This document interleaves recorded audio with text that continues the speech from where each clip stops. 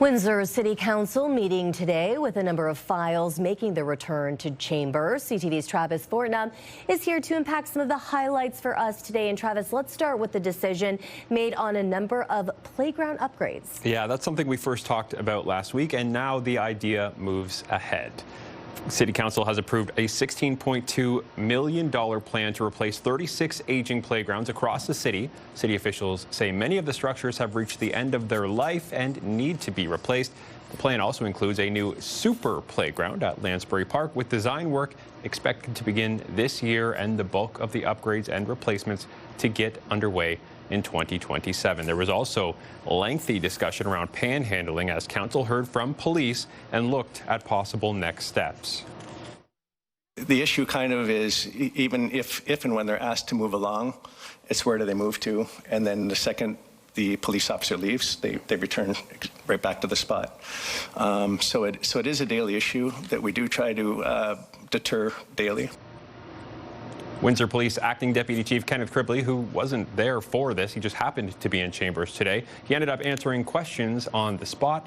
Panhandling itself is not illegal as long as it's not aggressive, but police and city officials say the main concern is safety, with people standing in medians and approaching traffic. Cribley telling council there haven't been any reported injuries, and the goal is keeping it that way. City staff will now prepare a report identifying common panhandling hotspots, including busy intersections like Olette and Wyandotte and Olette and Tecumseh. The idea is to eventually install signs discouraging drivers from giving money at those locations while directing them to charities and local support services instead. We just need to find a sensible way through this where we're not punishing those people, that we're providing a pathway for people who want to help them to do so without having to put their hand out the window and give change at that corner, and help provide a safe pathway for the people who are out there who feel like they need to panhandle at those intersections, especially on a day like today where the snow is falling and the roads are slippery.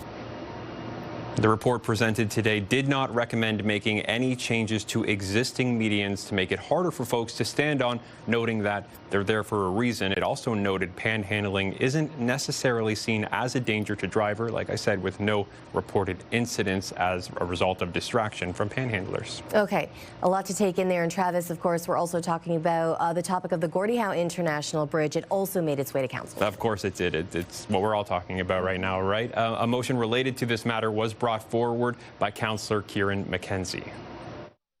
Notwithstanding any of the politics, from our perspective, the sooner the better. As long as it's safe for vehicles to be on that infrastructure, we want it open.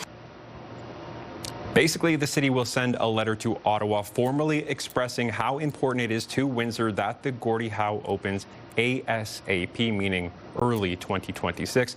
CTV News heard from a spokesperson for the Windsor-Detroit Bridge Authority earlier this month saying things are, quote, progressing well toward that timeline. Council meets again on March 9th. Okay, a lot to take in there. Travis Fortnum, thank you for this. Thank you.